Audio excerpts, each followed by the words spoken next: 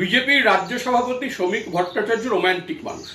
তিনি কবিতা পড়েন, নাটক দেখেন। বিজেপিতেই কবিতা পড়া, নাটক দেখা লোকজন বিশেষ একটা নেই। সেদিক দিয়ে শ্রমিকবাবু ব্যতিক্রম। তো রোম্যান্টিক মানুষ, তিনি স্বপ্ন দেখতে ভালোবাসেন। স্বপ্ন দেখছেন, কি স্বপ্ন দেখছেন শ্রমিকবাবু? এই যেমন ভোটের দিনক্ষণ ঘোষণার সঙ্গে সঙ্গে শ্রমিকবাবু বলে দিয়েছেন বিজেপি নাকি ক্ষমতায় এসেই গিয়েছে। এখন শ্রমিকবাবুরা জানেন যে এগুলো হচ্ছে নিতান্তই কথার কথা, বলতে হয় তাই বলা। তাই উনিও বলেছেন ভোট ঘোষণার দিন যে বিজেপি ক্ষমতায় এসেই গিয়েছে। এর আগের বার 2021-এ অমিত শাহ বলেছিলেন যে বিজেপি নাকি 200 পার করবে। দেখা গেল যে 200 কেন, 100-র ঘরেও বিজেপি পৌঁছতে পারেনি। ফলে এগুলো ওদের বলতে হয় তাই বলা। শ্রমিকবাবুও বলতে হয় তাই বলেছেন। বাস্তবটা তো কঠিন, কঠোর। বাস্তবের সঙ্গে তো স্বপ্নের কোনো মিল নেই। শ্রমিকবাবুও জানেন তার স্বপ্নের সঙ্গে বাস্তবের অবস্থার কোনো মিল নেই।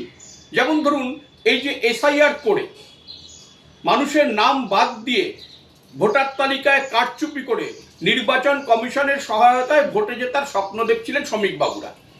কিন্তু সেই স্বপ্নে জল ঢালা হয়ে গেছে, সুপ্রিম কোর্ট হস্তক্ষেপ করেছে। ফলে শ্রমিকবাবুরা বুঝতে পারছেন যে ওই কারচুপি করে ভোটে জেতার আশা খুব কম। উল্টে যেটা হয়েছে যে এলাকায় এলাকায়, পাড়ায় পাড়ায়, মহল্লায় মহল্লায় ভোটদাতারা এবার বিজেপির ওপর ক্ষেপে রয়েছে। বাঙালি ভোটদাতারা মনে করছেন যে বাঙালির ভোট কেটে নিয়ে বিজেপি ক্ষমতায় আসতে চেয়েছে, এই বাঙালির ভোটাধিকার হরণ করতে চেয়েছে। বাঙালিরা ঠিক করেছেন এলাকায় এলাকায়, মহল্লায় মহল্লায়, পাড়ায় পাড়ায়, প্রতিটি বিধানসভা কেন্দ্রে, একদম সেই পাহাড় থেকে সাগর অবধি, যে বিজেপিকে এবার আর ভোট নয়।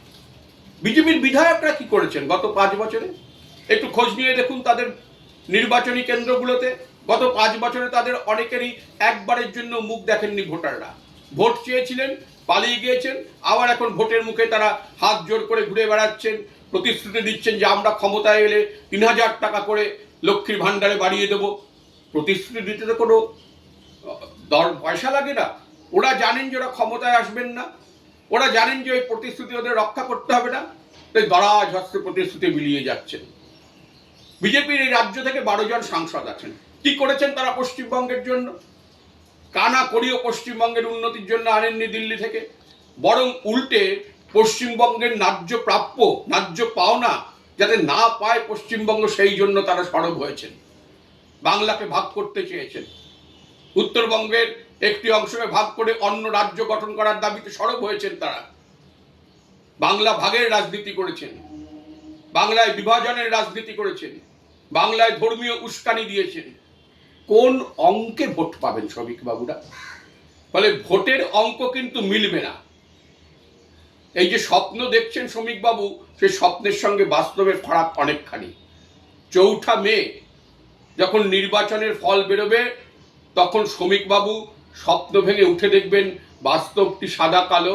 সেই বাস্তবের সঙ্গে রঙিন চশমা পরে তিনি যে স্বপ্ন দেখছিলেন, সেই স্বপ্নের কোনো মিল নেই।